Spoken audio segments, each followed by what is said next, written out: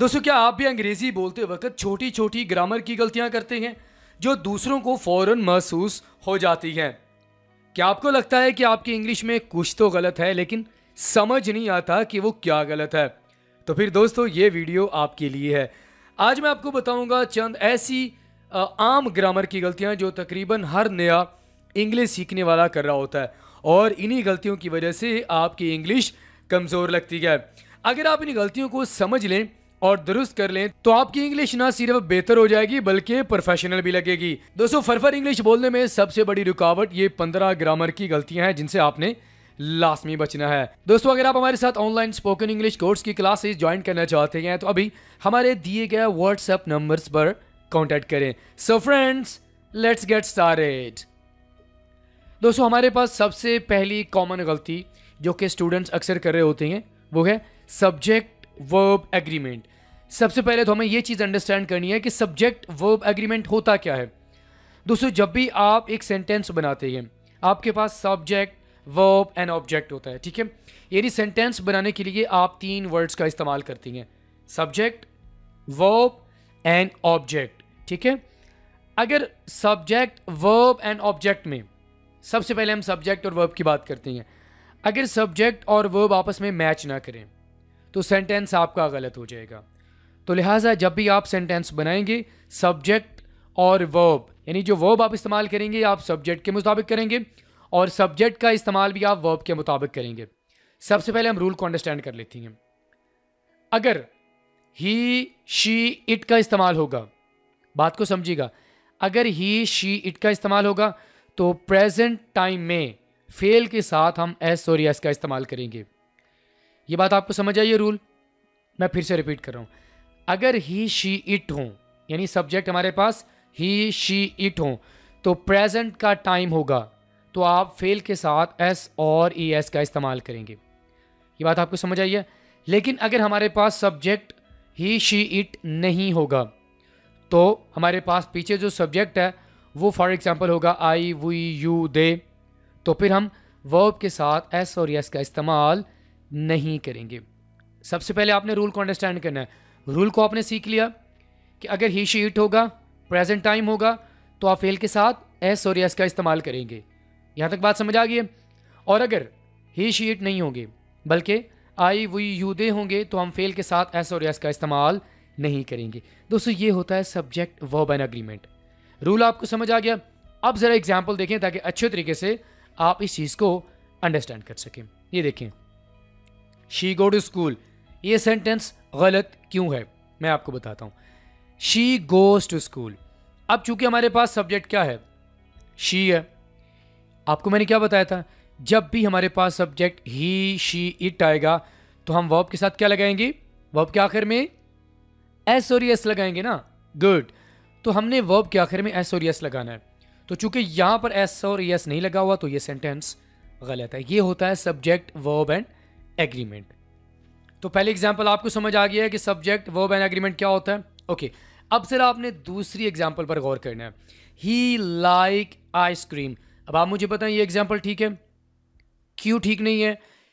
Reason simple सी बात है कि यहां पर सब्जेक्ट क्या है, ही सब्जेक्ट है, तो ही के साथ हमने रूल क्या पढ़ा था, प्रेजेंट टाइम में हमने एस और एस का इस्तेमाल करना है, तो यहां पर हम एस का इस्तेमाल करेंगे। He likes ice cream. Okay, my friend play football, my friend play football. अब यहां पर फ्रेंड्स की बात नहीं हो रही बल्कि सिर्फ फ्रेंड की बात हो रही है। बात समझिएगा, फ्रेंड की बात हो रही है, सिंगल की बात हो रही है। तो जब सिंगल की बात हो रही है प्रेजेंट इंडेफिनिट टेंस में ही और शी का इस्तेमाल होगा, तो यहां पर हम इसके साथ वर्ब के साथ क्या लगाएंगे, हम एस का इस्तेमाल करेंगे। तो एग्जाम्पल क्या होगी सही, my friend plays football. Okay, the dog bark at night. अब यहाँ पर सेम गलती है, डॉग सिंगल है तो इसके साथ हमने वर्ब के आखिर में एस का इस्तेमाल करना है, तो हम यहाँ पर क्या बोलेंगे, the dog barks at night. इसी तरह हमारे पास जो रूल होगा वो प्लूरल अगर सब्जेक्ट्स होंगे तो आगे हम एस और एस का इस्तेमाल नहीं करेंगे। फॉर एग्जाम्पल अगर हमारे पास ये एग्जाम्पल है द डॉग्स, अगर हम इसको यहाँ पर जमा बना देंगे the dogs bark at night, फिर ये एग्जाम्पल ठीक होगी। और अगर हम इसके साथ एस लगा देंगे प्लूरल सब्जेक्ट के साथ तो ये एग्जाम्पल गलत हो जाएगी। तो सब्जेक्ट वर्ब एग्रीमेंट आपको समझ आ गया? कि जिस तरह सब्जेक्ट होगा उसी के हिसाब से वर्ब होना चाहिए। ये हमारे पास सबसे कॉमन मिस्टेक है जो अक्सर स्टूडेंट कर रहे होते हैं। Number 2, incorrect use of articles. Articles का आप इस्तेमाल गलत कर रहे होते हैं। वो किस तरह? सबसे पहले हम रूल को अंडरस्टैंड करते हैं। दोस्तों हमारे पास 3 आर्टिकल्स हैं, ए, एन एंड द। अगर हम ए की बात करें तो ए का इस्तेमाल हम तब करेंगे जब हमारे पास साउंड्स कॉन्सोनेंट्स होंगे, यानी अल्फाज या साउंड्स हमारे पास कॉन्सोनेंट होंगे, तब हम ए का इस्तेमाल करेंगे। कॉन्सोनेंट्स वाले कौन कौन से होंगे? जैसे कि ए, बी, सी, डी, ई, टी, सी। ठीक है। एन का इस्तेमाल हम तब करेंगे जब हमारे पास वॉवल हरूफ होंगे। वॉवल हमारे पास हरूफ कौन कौन से हैं? ए, ई, आई, ओ, यू। तो फ्रेंड्स एक चीज़ को अच्छे से अंडरस्टैंड कर लें, एन का इस्तेमाल हम तब करेंगे जब हमारे पास इन हरूफ में से, इन लेटर्स में से कोई एक लेटर आएगा तो हम एन का इस्तेमाल करेंगे। लेकिन इससे हट के हमारे पास जितने भी हरूफ होंगे उनके साथ हम ए का इस्तेमाल करेंगे। रूल आपको समझ आ गया? अब आपके लिए इनको यूज़ करना भी आसान हो जाएगा। आप आर्टिकल्स में मिस्टेक इसी वजह से करते हैं कि आपको पता नहीं होता ए के साथ कौन से हरूफ आपने इस्तेमाल करनी है और एन के साथ कौन से इस्तेमाल करनी है। ठीक है। सबसे पहले एग्जांपल देखिए, आई सॉ अ एलिफेंट। अब आप खुद रूल को अंडरस्टैंड जब कर लेंगे तो आपको समझ आ जाएगी कि आई सॉ अ एलिफेंट गलत है। क्यों गलत है? ये देखें, शुरू में हमारे पास जो लेटर है वो कौन सा? ई है। तो ई किस में से है? ये वॉवल में से है। तो जब भी हमारे पास वॉवल में से, वॉवल लेटर्स में से कोई एक लेटर वर्ड के शुरू में आ जाएगा तो हम किसका इस्तेमाल करेंगे? एन का इस्तेमाल करेंगे। तो यहाँ पर गलती क्या है? हमने यहाँ पर ए का इस्तेमाल कर दिया। तो करेक्ट एग्जाम्पल क्या होगी? I saw an elephant. Okay. और देखें, she is a honest girl. ये भी गलत है। अब यहाँ पर आपके माइंड में क्वेश्चन होगा कि सर यहाँ पर एच है। हमने बात की है साउंड की। अगर आप इस वर्ड को प्रोनाउंस करें तो इसकी साउंड क्या होगी? ऑनेस्ट, ओ। तो अब इसकी जो साउंड है वो एच वाली नहीं आ रही। तो चूंकि इसकी साउंड क्या है? डिफरेंट है, इस वजह से इसे हम वॉवल में काउंट करेंगे और यहाँ पर एन का इस्तेमाल करेंगे। तो हम बोलेंगे she is an honest girl. ठीक है। He is an university student. कभी भी आपने ये नहीं सुना होगा, कभी भी किसी ने इस्तेमाल नहीं किया होगा कि he is an university student. ये गलत है। एन का इस्तेमाल हम किसके साथ करेंगे? कॉन्सोनेंट अल्फाज के साथ करेंगे, कॉन्सोनेंट्स हरूफ के साथ जिनकी साउंड्स कॉन्सोनेंट होगी। ठीक है। तो ये गलत है। हम यहाँ पर बोलेंगे he is a university student. बात समझ आ गई है? एक और एग्जाम्पल देखें, ही इज़ एन यूरोपियन। अब ये भी गलत है क्योंकि हम यहाँ पर साउंड की बात कर रहे हैं। अगर हम वर्ड को देखें, अगर हम हर्फ को देखें तो ई है, लेकिन इसकी जो साउंड आ रही है वो किसकी आ रही है? यू की आ रही है। He is an European, you. इसी तरह यूनिवर्सिटी यू की आ रही है। ठीक है। तो कन्फ्यूजन आप क्लियर कर लें, हमने साउंड को देखना है, हमने हर्फ को नहीं देखना। तो इसी तरह यहाँ पर ये एन यूरोपियन होगा, बल्कि होगा he is a European. Number 3, confusion between its and it's. अब ये 2 वर्ड्स हैं जिनके बारे में अक्सर स्टूडेंट्स कंफ्यूज हो जाते हैं। अब ज़रा इसको अच्छे से अंडरस्टैंड कर लेते हैं कि स्टूडेंट्स को क्या कन्फ्यूजन होती है इट्स और इट्स में। हालांकि जब आप इनको बोलेंगे तो आपको ऐसे लगेगा कि इसमें कोई कन्फ्यूजन नहीं है, इनमें कोई डिफरेंस नहीं है। ठीक है। कन्फ्यूजन है, डिफरेंस भी है। ठीक है। वो किस तरह? वो ये देखें, अगर आपके पास इस तरह आएगा इट्स तो इसका माना होगा इट इज़, यानी ये इख्तिसार होगा। जब आप मुख्तसर तौर पर इट इज़ को लिखना चाहते हैं तो आप कहते हैं इट्स। तो आप ये दरमियान में अपॉस्ट्रोफी लगा देते हैं। आप क्या बोलते हैं? इट्स। जैसे कि इट इज़ रेनिंग, आप भी कह सकते हैं इट्स रेनिंग। लेकिन कन्फ्यूजन को आप क्लियर कैसे करेंगे? कन्फ्यूजन को क्लियर करने के लिए आपने ये कॉमा लाजमी लगाना है। अगर हम इस इट्स की बात करें, इसमें आपको कोई कॉमा या कोई अपॉस्ट्रोफी आपको नज़र नहीं आएगी। ये कॉमा नहीं है, ये अपॉस्ट्रोफी है। ठीक है। ओके। तो इट्स, इसमें आपको अपॉस्ट्रोफी नज़र नहीं आएगा। ये मिल्कियत को ज़ाहिर करता है। आपने किसी भी चीज़ की मिल्कियत बतानी होगी तो आप इट्स का इस्तेमाल करेंगे। जैसे कि द कैट लिक्ड इट्स पॉ, बिल्ली ने अपने पंजों को चाटा, चूमा। तो रूल क्या है? अगर अपॉस्ट्रोफी लगी होगी तो ये बेसिकली होगा इट इज़। अगर अपॉस्ट्रोफी नहीं लगी होगी तो ये होगा इट्स, जो कि मिल्कियत वगैरह के बारे में बात करने के लिए इस्तेमाल होता है। रूल आपको समझ आ गया? गुड। एग्जाम्पल देखें, the dog wagged its tail. अब ये देखें, ये गलत है। रूल आपको समझ आ गया, तो एग्जाम्पल भी समझना आपके लिए आसान हो जाएगा। अब ये इट्स, आप मिल्कियत की बात कर रहे हैं कि कुत्ते ने अपनी दुम, अपनी जो पूंछ है लेवल के, उसको हिलाया, ठीक है, तो ये गलत है। ये होगा the dog wagged its tail. Okay, the phone lost its battery. यहाँ पर आप ये तो नहीं कह रहे इट इज़, बल्कि आप मिल्कियत की बात कर रहे हैं कि मोबाइल की जो बैटरी है वो ख़त्म हो गई। The phone lost its battery, ये होगा। इट्स अ ब्यूटीफुल डे, अब ये गलत है।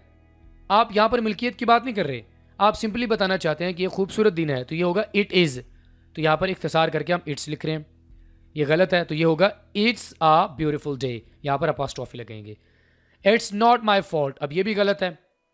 वो किस तरह कि यहाँ पर मिल्कियत की बात तो नहीं हो रही, हम यहाँ पर कहेंगे इट्स नॉट माई फॉल्ट, यानी it is not my fault. तो नंबर 3 पॉइंट आपको समझ आ गया, इट्स और इट्स में क्या फ़र्क होता है। Okay, number 4, wrong use of propositions. हम अक्सर गलतियां कर जाते हैं बोलते वक्त या लिखते वक्त, क्योंकि हमें प्रपोजिशंस का इस्तेमाल सही तरह से नहीं पता होता, यानी जिन्हें उर्दू में हरूफ जार कहा जाता है। सबसे पहले हम रूल को अंडरस्टैंड कर लेते हैं। इंग्लिश के कुछ ऐसे अल्फाज हैं जिनके साथ हम ख़ास प्रपोजिशंस का इस्तेमाल कर रहे होते हैं, जैसे कि मैरिड। बहुत सारे वर्ड्स को हम यहाँ पर मेंशन नहीं कर सकते, सिर्फ आपको समझाने के लिए ये वर्ड काफ़ी है, मैरिड। अब मैरिड ये वो लफ्ज़ है जिसके साथ आप विद का इस्तेमाल नहीं करेंगे, बल्कि आप टू का इस्तेमाल करेंगे। बात को समझिएगा, मैरिड के साथ आप टू का इस्तेमाल करेंगे, आप विद का इस्तेमाल हरगिज़ नहीं करेंगे। इसी तरह एक और वर्ड है एग्री। अब एग्री का जब भी आप इस्तेमाल करते हैं तो आप कहते हैं आई एग्री विद यू, लेकिन अगर आप कहेंगे आई एग्री टू यू तो सेंटेंस आपका गलत हो जाएगा। तो इस तरह की गलतियों से आपने लाजमी बचना है, ठीक है। तो रूल आपको समझ आ गया, मैरिड या एग्री, एग्री विद कह सकते हैं, एग्री टू नहीं कह सकते। एग्जाम्पल देखें, she is married with him. अब मैरिड विद हिम नहीं कह सकते, विद का इस्तेमाल गलत है, बल्कि आपने कहना है she is married to him, उसके साथ शादी हुई है। और देखें, he depends in his parents, depends in नहीं होता, डिपेंड ऑन होता है, ठीक है। In, for, to, depend on होता है। आई डिपेंड ऑन यू, मैं तुम पर इन्हिसार करता हूँ, तो डिपेंड्स ऑन होगा। The book is in the table, गलत, the book is on the table. We agree for the terms, ये गलत है, we agree to the terms. अब यहाँ पर चूंकि सिचुएशन डिफरेंट है, इसलिए आप टू का इस्तेमाल कर रहे हैं, लेकिन अगर आप किसी के साथ इत्तेफाक वैसे करना चाहते हैं कि मैं आपके साथ इत्तेफाक करता हूँ, तो आप कह सकते हैं आई एग्री विद यू। आप ये नहीं कह सकते आई एग्री टू यू। अगर आप किसी चीज़ के साथ, किसी पॉलिसी के साथ कोई इत्तेफाक करना चाहते हैं, तो आप कह सकते हैं I agree to the terms, I agree to the announcement, I agree to the policies. लेकिन अगर आप किसी इंसान को कहना चाहते हैं तो आप बोलेंगे आई एग्री विद यू। तो बहरहाल आपको समझ आ गया कि कुछ प्रपोजिशंस हैं जिनका इस्तेमाल आप अक्सर गलत कर रहे होते हैं, तो हमने अंडरस्टैंड करना है कि किस वर्ड के साथ आपने कौन सी प्रपोजिशन का इस्तेमाल करना है। नंबर 5 पे दोस्तों हमारे पास है डबल नेगेटिव्स, जहाँ पर आप दो नेगेटिव जुमले इस्तेमाल करते हैं, ये भी गलत है। अक्सर ऐसा होता है कि एक जुमला हम बोलते हैं, उसमें हमने एक नेगेटिव सेंटेंस यूज़ करना होता है, तो स्टूडेंट्स क्या करते हैं कि उस एक ही सेंटेंस में दो नेगेटिव वर्ड्स का इस्तेमाल कर जाते हैं, जो कि बिल्कुल गलत है। तो एक ही जुमले में दो मनफी अल्फाज कभी भी इस्तेमाल नहीं हो सकते। एग्जाम्पल देखें, I don't need no help, don't का इस्तेमाल हो गया, नो का इस्तेमाल, तो ये सेंटेंस गलत है। सिंपली आप कह सकते हैं I don't need any help, simply I don't need any help. Okay, she does not know nothing, गलत है, नथिंग डज नॉट, तो सेंटेंस करेक्ट क्या होगा, she doesn't know anything. We don't have no money, no and don't गलत है, we don't have any money. She can't find anywhere, she can't find anywhere, बल्कि ये होगा she can't find nowhere. Nowhere and can't find ये दोनों negative हैं, तो हम यहाँ पर कह सकते हैं शी कांट फाइंड एनीवेयर, उसे कहीं भी कुछ नहीं मिल सकता। तो डबल नेगेटिव्स, दो मनफी वर्ड्स का एक ही सेंटेंस में अगर आप इस्तेमाल करेंगे तो आपका सेंटेंस गलत हो जाएगा। क्लियर। नंबर 6 पे दोस्तों हमारे पास है incorrect word order in questions. ये इसका रूल क्या है, सबसे पहले तो अंडरस्टैंड कर लें कि जब आप क्वेश्चंस कर रहे होते हैं तो इसमें आप अल्फाज को आगे पीछे कर देते हैं, तो इस चीज़ को हमने अंडरस्टैंड करना है, ठीक है। इसमें रूल क्या होगा कि आप जब भी आप क्वेश्चंस करना चाहते हैं तो आपने WH जो फैमिली वर्ड्स होते हैं उनको हमेशा आपने शुरू में यूज़ करना है, और उसके बाद आपने हेल्पिंग वर्ब का इस्तेमाल करना है। ठीक है, वो किस तरह, एग्जाम्पल देखें। वेयर यू आर गोइंग, इस तरह अगर आप बोलेंगे तो सेंटेंस आपका गलत हो जाएगा। वेयर आर यू गोइंग, आप कहाँ जा रहे हैं। आपने ये नहीं कहना वेयर यू आर गोइंग, यानी WH वर्ड्स के बाद आपने सब्जेक्ट का यूज़ नहीं करना, बल्कि आपने हेल्पिंग वर्ब का यूज़ करना है। ठीक है। व्हाट यू आर डूइंग, गलत। क्यों? व्हाट के बाद आपने यू यानी सब्जेक्ट का इस्तेमाल नहीं करना, बल्कि आपने हेल्पिंग वर्ब का इस्तेमाल करना है। व्हाट आर यू डूइंग, तुम क्या कर रहे हो। वाई ही इज सैड, आप यहाँ पर क्वेश्चन कर रहे हैं, तो क्वेश्चन करने के लिए आपने WH वर्ड्स के बाद क्या लगाना है, आपने हेल्पिंग वर्ब का इस्तेमाल करना है। तो आप कहेंगे why is he sad. Okay, when we will leave, ये गलत है। व्हेन वी गलत है, क्यों? क्योंकि हमने WH के बाद क्या, हमने सब्जेक्ट का इस्तेमाल नहीं करना, बल्कि हमने हेल्पिंग वर्ब का इस्तेमाल करना है।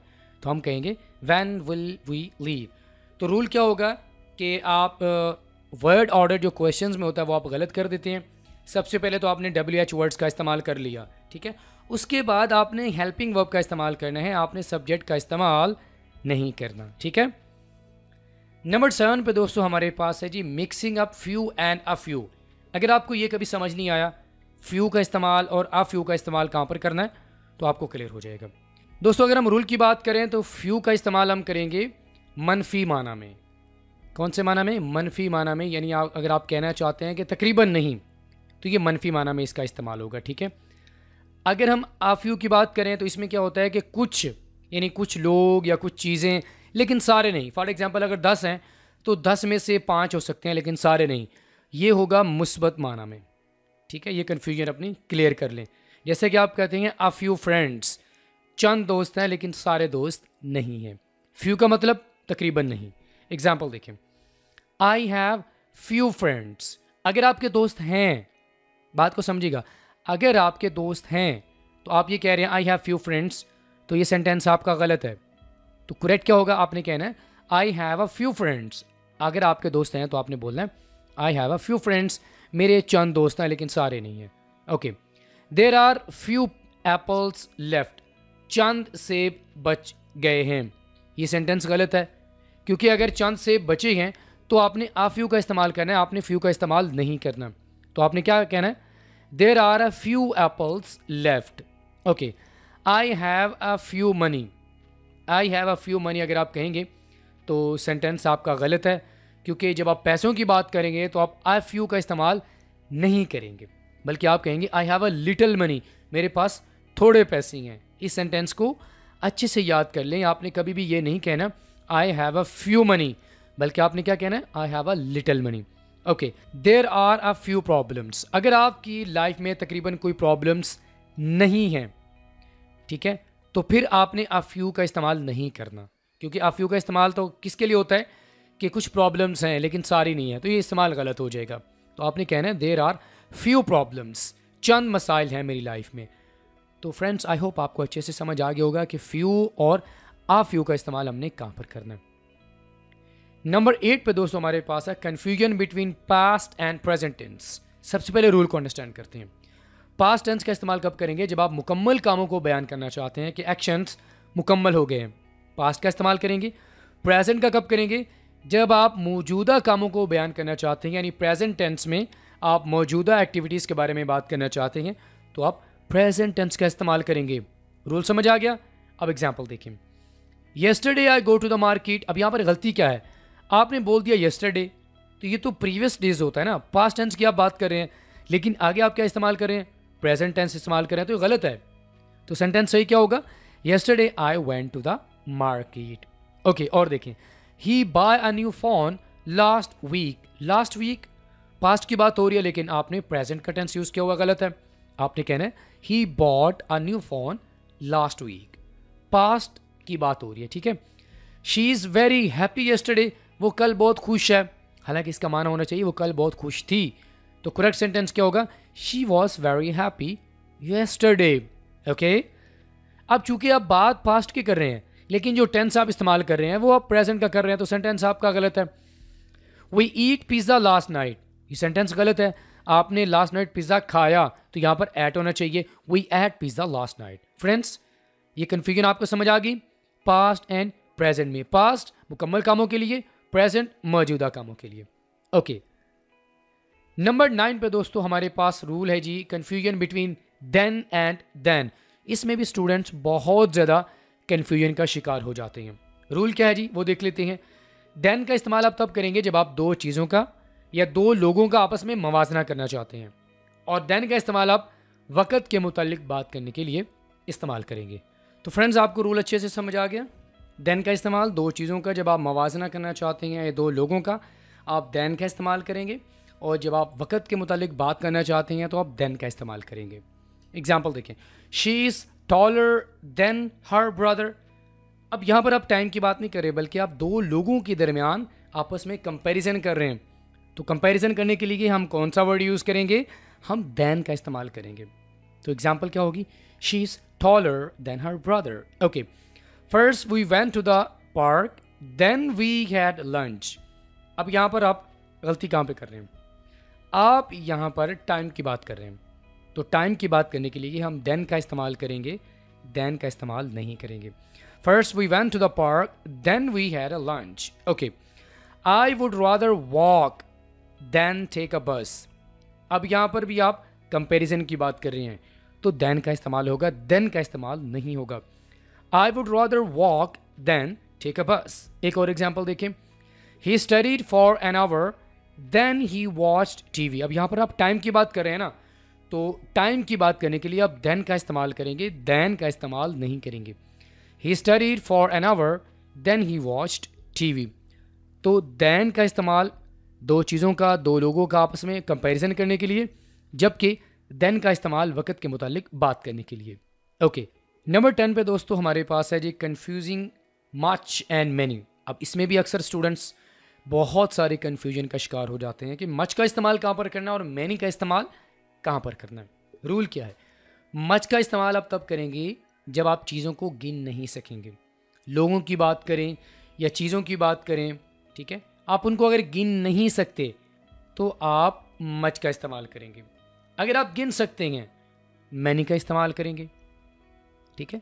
लेकिन यहाँ पर चीज़ों की बात होगी, लोगों की बात होगी। कुछ चीज़ें ऐसी होती हैं जिन्हें हम गिन नहीं सकते। बहुत सारी चीज़ें ऐसी हैं, जैसे कि पानी, पैसे, मच का इस्तेमाल करेंगे। मिल्क, मच का इस्तेमाल करेंगे। तो मच का इस्तेमाल जिन चीज़ों को आप गिन नहीं सकते, मैनी जिनको हम गिन सकते हैं। एग्जाम्पल देखें, I don't have many money. अब ये सेंटेंस गलत है कि मेरे पास बहुत सारे पैसे नहीं हैं। आप ये कह सकते हैं I don't have much money, मेरे पास ज़्यादा पैसे नहीं हैं। लेकिन पैसों को चूँकि हम गिन नहीं सकते, इसलिए हम कहेंगे I don't have much money. Okay, there are much books on the table. वहाँ बहुत सारी किताबें पड़ी हैं। मच का इस्तेमाल नहीं करेंगे, बल्कि मैनी का इस्तेमाल करेंगे, क्योंकि बुक्स को आप काउंट कर सकते हैं। जिन चीज़ों को आप काउंट कर सकते हैं उनका इस्तेमाल, उनके लिए हम मैनी का इस्तेमाल करेंगे। We don't have many time left, we don't have much time left, ठीक है, हमारे पास ज़्यादा टाइम नहीं है। मैनी का इस्तेमाल तो नहीं कर सकते। टाइम को आप गिन सकते हैं, नहीं गिन सकते, तो आप मच का इस्तेमाल करेंगे। We don't have much time left. She has much friends. दोस्तों को आप गिन सकते हैं, तो जिनको आप गिन सकते हैं उनके साथ आपने मैनी का इस्तेमाल करना है। She has many friends. तो कन्फ्यूजन आपको क्लियर होगी। मच का इस्तेमाल उन चीज़ों के लिए जिनको आप गिन नहीं सकते, मैनी जिनको आप गिन सकते हैं। ओके, नंबर 11 पे दोस्तों हमारे पास है जी, confusing your and you're. Your and you're. Rule क्या है? अगर आप मिल्कियत के बारे में बात करना चाहते हैं तो आप यूअर का इस्तेमाल करेंगे, यूअर। लेकिन यहां पर एक और चीज देखें, यूअर को अगर आप यू आर करके लिखेंगे तो ये उसका मुख्तसर होगा। यानी अगर आप यू आर नहीं लिखना चाहते तो आप सिंपली क्या बोलेंगे, ये ए हटा देंगे, बल्कि आप यहां पर लिखेंगे यू आर। यू आर, चूंकि बोलते वक्त हम थोड़ा तेज़ बोल जाते हैं तो हमें ऐसा फील होता है कि हम यूअर का इस्तेमाल कर रहे हैं, हालांकि हम यू आर का इस्तेमाल भी कर रहे होते हैं, ठीक है। तो मिल्कियत बताने के लिए आप यूअर का इस्तेमाल करेंगे, और इसका इस्तेमाल आप कब करेंगे? जब आप, यानी ये मुख्तसर है किसका? यू आर का। एग्जाम्पल देखें, you are welcome to join us. अब यहाँ पर यूअर का इस्तेमाल मिल्कियत के लिए होता है, तो यहाँ पर मिल्कियत की बात तो नहीं हो रही ना। हम यहाँ पर यही कह सकते हैं you are welcome to join us, आप हमें ज्वाइन कर सकते हैं। और देखें, आई लाइक यूअर ड्रेस। अब यहाँ पर मिल्कियत की बात कर रहे हैं ना, तो मलकियत की बात आप इससे नहीं कर सकते, बल्कि आप इससे करेंगे। I like your dress. Okay, you are going to love it, ये यहाँ पर है you are going to love it, तो मलकियत की बात तो नहीं हो रही। You are going to love it. Is this your phone, अब यहाँ पर देखिए मलकियत की बात हो रही है, तो हमने यू आर नहीं कहना, बल्कि हमने कहना है your. Is this your phone. तो फ्रेंड्स आपको समझ आ गया, योर मलकियत बताने के लिए, और यू आर, ए और आर ये मुख्तसर हो जाएगा यू आर का, your and you are. Clear? Okay, number 12, incorrect use of me and I. Me और आई में भी स्टूडेंट्स को बहुत ज़्यादा कन्फ्यूजन हो जाती है। रूल देख लेते हैं। आई का इस्तेमाल आप फाइल के लिए करेंगे, एज ए सब्जेक्ट जब आप यूज़ करेंगे तो आप आई का इस्तेमाल करेंगे, और मी का इस्तेमाल आप तब करते हैं जब आप मफूल सेंटेंस में ऐड करना चाहते हैं, ठीक है, तो आप मी का इस्तेमाल करेंगे, आप आई का इस्तेमाल नहीं करेंगे। आई का इस्तेमाल फाइल के लिए होगा, काम को करने वाला, और मी का इस्तेमाल जिस पर काम होता है, यानी एज ए मफूल जब आप यूज़ करेंगे तो आप मी का इस्तेमाल करेंगे। बात समझ आ गई? रूल एग्जाम्पल देखिए, me and John went to the store. अब यहाँ पर आप सब्जेक्ट के तौर पर यूज़ कर रहे हैं ना इसको, तो आप बोलेंगे John and I went to the store, मैं और जॉन स्टोर में गए। और देखें, she gave the book to John and I, अब ये भी सेंटेंस गलत है। She gave the book to John and me होगा, आई नहीं होगा, क्योंकि अगर आप एज ए ऑब्जेक्ट यूज़ करना चाहते हैं तो आप मी का इस्तेमाल करेंगे, आप आई का इस्तेमाल नहीं करेंगे। तो सेंटेंस करेक्ट क्या होगा? She gave the book to John and me. अब यहाँ पर मी एज ए ऑब्जेक्ट है। Me is going to the party, ये बिल्कुल गलत सेंटेंस है, यहाँ पर आई होना चाहिए। I am going to the party. तो फ्रेंड्स आपको रूल अच्छे से समझ आ गया। आई का इस्तेमाल आप कहाँ पर करेंगे? जब आप एज ए सब्जेक्ट के तौर पर यूज़ करना चाहते हैं तो आप आई का इस्तेमाल करेंगे, और मी को ऑब्जेक्ट के तौर पर आप इस्तेमाल करेंगे, और वो भी सेंटेंस के आखिर में। क्लियर हो गया? Number 13, misuse of apostrophes. Apostrophes का इस्तेमाल हम कहाँ पर करते हैं? इसमें हम बहुत सारी मिस्टेक्स कर रहे होते हैं। सबसे पहले हम रूल को अंडरस्टैंड कर लेते हैं। अपॉस्ट्रॉफी का इस्तेमाल हम उस वक्त करते हैं जब आप किसी वर्ड को इख्तिसार में, यानी आप उसको छोटा करके इस्तेमाल करना चाहते हैं, आप ज़्यादा लंबा वर्ड यूज़ नहीं करना चाहते, या आप मिल्कियत बताना चाहते हैं, तो आप इनका इस्तेमाल कर सकते हैं। लेकिन अपॉस्ट्रॉफीज़ का इस्तेमाल हम प्लूरल बनाने के लिए कभी भी इस्तेमाल नहीं करेंगे। अगर आप अपॉस्ट्रॉफी का इस्तेमाल किसी भी वर्ड को सिंगुलर से जमा बनाना चाहते हैं तो उसके लिए आप इसका यूज़ कर रहे हैं, तो ये सेंटेंस आपका गलत हो जाएगा। रूल आपको समझ आ गया? एग्जाम्पल देखें, द कैट्स आर स्लीपिंग। अब चूंकि यहाँ पर आप क्या कर रहे हैं? आपने प्लूरल बात करनी है, यानी आप जमा बना रहे हैं, तो यहाँ पर आप ये नहीं कह सकते कि द कैट्स आर स्लीपिंग। आप यहाँ पर अपॉस्ट्रॉफी का इस्तेमाल कर रहे हैं और यहाँ पर एस लगा रहे हैं, तो ये गलत है। आपने कहना है द कैट्स आर स्लीपिंग। इस तरह सिंपली आप कैट के साथ एस लगा देंगे, आपको अपॉस्ट्रॉफी लगाने की ज़रूरत नहीं है। और देखें, इट्स अ ब्यूटीफुल डे। अब यहाँ पर आपको अपॉस्ट्रॉफी लगाने की ज़रूरत है। क्यों? क्योंकि यहाँ पर आपको मैंने पहले भी बताया था, इट इज़ है यहाँ पर, ये इट्स नहीं है। इट्स का इस्तेमाल यहाँ पर हम मिल्कियत के लिए इस्तेमाल करते हैं, तो यहाँ पर क्या है? इट्स अ ब्यूटीफुल डे, यानी it is a beautiful day. Okay, the books cover is torn. Book का जो पेज है या कवर है वो फटा हुआ है। अब ये सेंटेंस भी गलत है। आप बेसिकली मिल्कियत की बात करें कि जो बुक का जो कवर है ना वो फटा हुआ है, बुक का, किताब का कवर, तो बुक्स कवर होना चाहिए। The books cover is torn. Okay, the dogs are barking. Dog simply जमा है, तो यहाँ पर आपको अपॉस्ट्रॉफी लगाने की ज़रूरत नहीं है। सिंपली आप क्या बोलेंगे? The dogs are barking loudly. अब आप यहाँ पर इसको जमा बना रहे हैं, जमा बनाने के लिए अपॉस्ट्रॉफी का इस्तेमाल नहीं करेंगे, बल्कि जब आप किसी वर्ड को छोटा करके इस्तेमाल करना चाहते हैं जिस तरह ये है, या मिल्कियत बताना चाहते हैं जिस तरह ये है, तो इसके लिए आप इस्तेमाल कर सकते हैं, लेकिन जमा बनाने के लिए आप इनका इस्तेमाल नहीं करेंगे। क्लियर हो गया फ्रेंड्स? आगे बढ़ते हैं। नंबर 14 पे हमारे पास है जी, कीप द सेम टेंस। आप अक्सर टेंसेस में भी गलतियां कर जाते हैं। वो किस तरह कि आप एक टेंस में बात कर रहे होते हैं, आप फॉर एग्जांपल प्रेजेंट में बात कर रहे हैं तो उसके साथ आप पास्ट का इस्तेमाल कर देते हैं। पास्ट की अगर आप बात कर रहे हैं तो आप प्रेजेंट की बात कर देते हैं। तो इस तरह आप टेंस को सेम नहीं रखते। रूल देख लेते हैं। जब तक वक्त वाज़े तौर पर ना बदले एक ही फ़ेल का ज़माना का इस्तेमाल करें।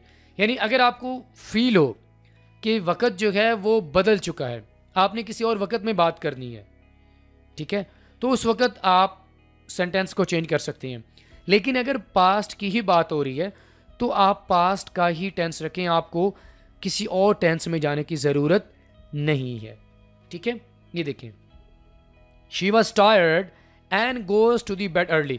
अब यहाँ पर देखें बात पास्ट की हो रही है, वक्त वही पास्ट ही चल रहा है, आपको चेंज करने की ज़रूरत नहीं है, तो फिर आप आगे गोज टू कभी भी नहीं कहेंगे। पास्ट की बात है पास्ट में रखें। कैसे? She was tired and went to the bed early. Bed early, वो थकी हुई थी और बेड पे चली गई।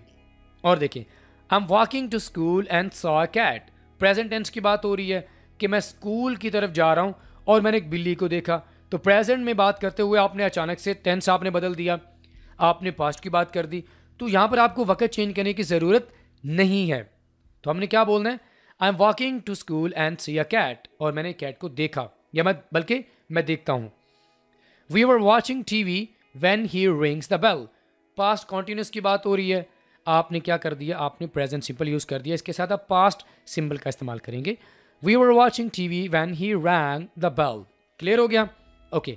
दे eat lunch and then took a break. Eat lunch present है, तो आगे आपने पास्ट का इस्तेमाल क्यों किया? गलत। तो एग्जाम्पल सही क्या होगी? They ate lunch and then took a break. Past की बात है तो हम पास्ट में ही रखेंगे, तो आपने टेंस को सेम रखना है। बात आपको अच्छे से समझ आ गई है? तो आपने टेंस को सेम रखना है। लास्ट में दोस्तों हमारे पास है जी incorrect past verb after did. अब डिड के बाद अक्सर स्टूडेंट्स क्या कर रहे होते हैं? वर्ब की सेकंड फॉर्म का इस्तेमाल कर रहे होते हैं। वर्ब की सेकंड फॉर्म का आपने यूज़ नहीं करना, बल्कि डिड चूंकि ऑलरेडी पास्ट है, ठीक है, डू डिड डन, तो डिड के बाद अगर आप कोई और पास्ट फॉर्म का इस्तेमाल करेंगे तो सेंटेंस आपका गलत हो जाएगा। एग्जाम्पल देखिए, आई डिडंट न्यू दैट। ये सेंटेंस आपका गलत क्यों है? डिड पास्ट में है, न्यू भी पास्ट में है, तो सेंटेंस आपका गलत है। एक ही सेंटेंस के अंदर आप दो पास्ट इस्तेमाल नहीं कर सकते, तो आपने कहना आई डिडंट नो दैट, मुझे नहीं पता था। She did went to school, ये सेंटेंस देखिए, वेंट, शी डिड गो कह सकती हैं, लेकिन वेंट आप नहीं कहेंगे। She did go to school. Okay. I did played football, I did played गलत है, I did play football. He did cooked dinner, did के बाद आपने सेकंड फॉर्म का इस्तेमाल नहीं करना, तो क्या बोलेंगे? He did cook dinner. तो फ्रेंड्स आपको समझ आ गया कि पास्ट वर्ब आपने इस्तेमाल नहीं करना, डिड के बाद आपने सिंपल वर्ब की आपने इस्तेमाल कर सकते हैं। ऑलराइट फ्रेंड्स, इसी के साथ ही आज का हमारा इंपॉर्टेंट लेसन ये पे मुकम्मल हुआ। Friends, I will see you in the next video lesson. Till then, अल्लाह हाफिज़।